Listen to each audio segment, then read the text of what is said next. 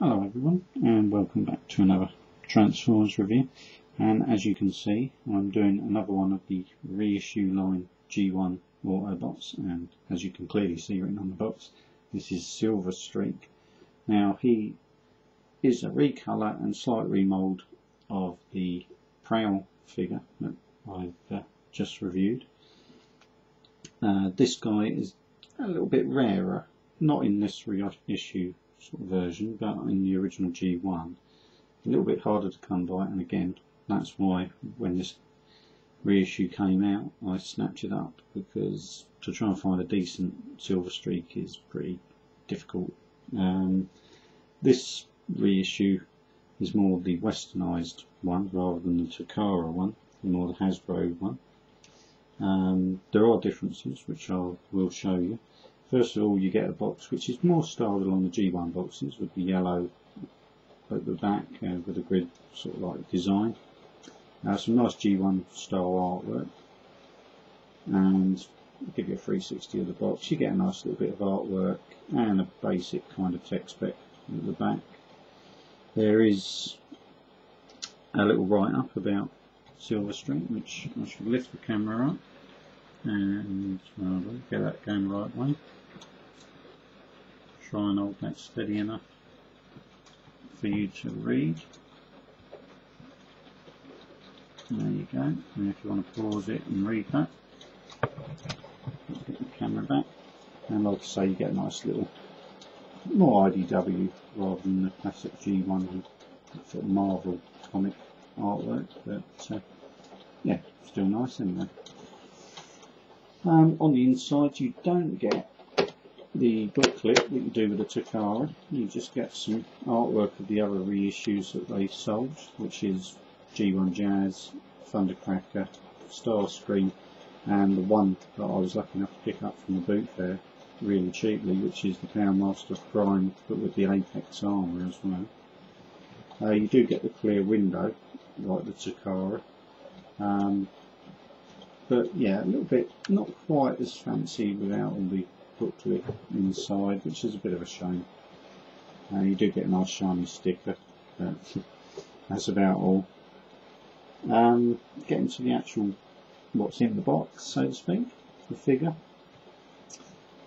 He does come with obviously a sticker sheet, which I've used, a instruction sheet which at last is not in Japanese, and it's reasonable. It's a sort of reasonable description of how to transform it and where the stickers go.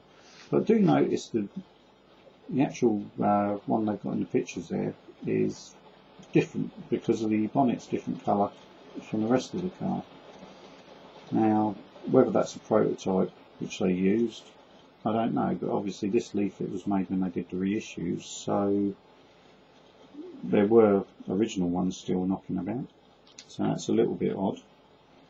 They also show just about making out chromed weapons for the missiles and the gun, but it doesn't actually come with chromed ones on this one. But yeah, so it's a little bit odd. And also another thing I've noticed as well is on the box art, Silverstreak's bonnet is black. Now, we did used to have sort of like black bonnet, I think, in the G1 cartoon, and I find it a little bit strange, though the vintage toy was exactly the same. He's all silver. There is no black bonnet in this toy mode, so yeah, a little bit odd. Quite nice with a little streak. I don't know if that means he's a flasher at the weekends, but a little bit odd there with a number plate. I do like the T-top design with the clear roof panels. I must admit, I always wanted, there was a rarer Mark III Supra. When I had my Supra, they did a rare one which had the T-top roof, and I must admit it did always appeal, so this kind of makes up for the fact I never did get the real thing. But this obviously is modelled on the sort of Datsun of the time, 240. But a nice car nonetheless. Really nice mould. Obviously they changed the roof design, because obviously this is the same mould as Prowl, but obviously they couldn't have police lights on top of a normal car, so they changed it. But yeah, really nice little car mode. Now if I just bring the camera down a bit, so I'm putting them down in shot. Now with accessories, he gets his 2 rocket launchers, which are the same as Prowl's but recoloured red, and they've always been red for Silverstreak. But if you'll notice inside, there are no springs. Now this is what I was talking about with Prowl, that with the Hasbro release ones, they obviously didn't trust us with springs, because obviously they thought we'd sort of maim somebody or take our eyes out with them. But I'd imagine it's possible to put some springs in there. If they're the same moulding, there probably is the ability to actually fit some springs if you want to fire the weapons. But to be honest, as an adult collector, you don't really necessarily want to bother with that anyway. Now, with the missiles, what fit into them, you get these black ones, like so.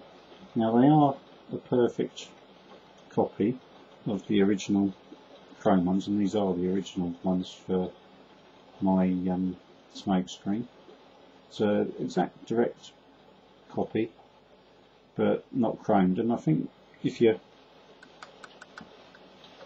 tap them, that probably isn't coming out that great, but the actual plastic quality is slightly different as well. These are a little bit more rubbery sort of plastic, a little bit more bendy. No, I won't bend them because I'm snapping. You get 3 of those as you would the originals with the chrome ones. I will show them with the black and the chrome weapons in place so you can get an idea how this one looks and how the original would have. You do of course get the same classic gun what Prowl, Smokescreen and Silverstreak had, but this time of course again black plastic, and again I've got Smokescreen's original G1, and as you can see direct copy again but chromed on the original, which again it's a shame. The Takara ones, they did chrome the weapons on these guys, so when they reissued them, so it would have been better if Hasbro kept that up really. Probably cutting costs again for the Western market, which is a little slap wrist and something that's a bit of a bugbear with everybody I think at the minute. Getting to the figure, exactly the same transformation as Prowl. So again you open up the doors, pull the back of the car back, and it naturally wants to spin round. Pull the back apart to form the legs. You've got to do the same thing of lifting up the groin area and spinning it round. Close that back to lock it into place. Then it's the little fiddly bit of getting his arms out, which again is exactly the same as Jazz, Prowl, trying to think of the others now, Smokescreen. They all have the same fitment for the arms, for bending them in. You just need to bend them around the right way to get the stickers to the front, and as I say, it's pretty much the same as Prowl, so where you saw me do it in that, it's exactly the same. And there you get Silverstreak. Really nice, individually again differently stickered from Prowl in several different ways. The arm stickers are very different, as are the waist ones and the leg ones, so completely unique. Everything else though is exactly the same, so I'll just pop his rocket launchers on, which go in his ears, exactly the same as on his sort of, almost like, I suppose you'd class them as a set of triplets with Prowl and Smokescreen. Obviously Smokescreen's a slightly different remould on the actual car mode, but basically the same, bit of a body kitted sort of Datsun. The rockets again, like I say, they go in, but they just sort of sit there. They don't spring out. There is no button on top to fire them off. And of course you can put his black gun in his hand as well. And that's the reissue Smokescreen. And again, lovely figure, really classic G1 figure, and a really lovely one, this one. Him, Prowl, Smokescreen together, and then you get the rest of the G1 Autobot cars, get them all lined up. They look fantastic, which I should do sometime and show you a little display of them all together. Now, as I said, I will pop his G1 equivalent weapons, so you'll get the true appearance of G1. And again, I may actually pick up some proper G1 parts just to give this guy the correct look, really. And the gun's a little bit looser in his hand, to be fair. There is a slight bit of looseness there, which I haven't noticed actually on any of the others. Where I tried that in Prowl, where he came from the Takara line, it fitted it correctly actually, so a little bit of mould difference maybe in Hasbro to the Takara line, but yeah, much better with the chrome weapons and pretty much as he should have looked, really. I'll bring him in so you can have a closer look on camera. Always the same sort of classic face with the almost like red eyebrow parts, you could almost say. But yeah, really lovely figure. I really do like the original Autobots where you had the front of the car as the chest. It just really worked, and the car excuse me, and the car doors being almost like wings, it just kind of worked. Although it's silly and there's no real reason for it, it just really did. I don't know, it looks a real sort of like proper robot, if you know what I mean. Some of the movie line ones, they're okay, and they've all got their place in the Transformers sort of lore, but I don't know. This is much simpler, as G1s are. Obviously he's got, you know, a little bit of arm articulation and pretty much nothing else, but he just looks a better bot. I don't know why. I mean, his feet are very kibbly. You can tell it's the back end of a car.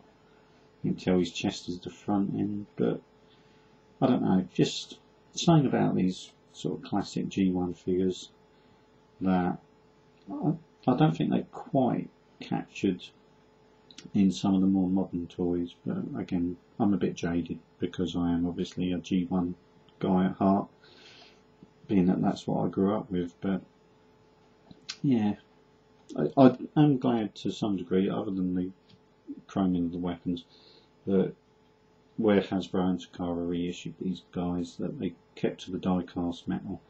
The build quality is as good as the original G1. Obviously, value-wise, they're never going to be the same as G1, but if you want to pick up pretty much a mint in box, or as close to mint in box to the originals without paying out hundreds of pounds, this is your best option. And to be honest, once they're on the shelf, you know, they're exactly the same really. It's just the fact that obviously you know, and anyone who sort of really knows the collecting side of these figures knows that they're not the originals. But for display, you know, I couldn't be happier with them. Anyway, that's my little waffle about Silverstreak. Hope you've enjoyed this review and a look at, again, two of the more classic, and maybe not Silverstreak so much. He didn't feature in the comics and cartoon as much as Prowl, but some of the real iconic original Autobot cars. Anyway, thanks for watching.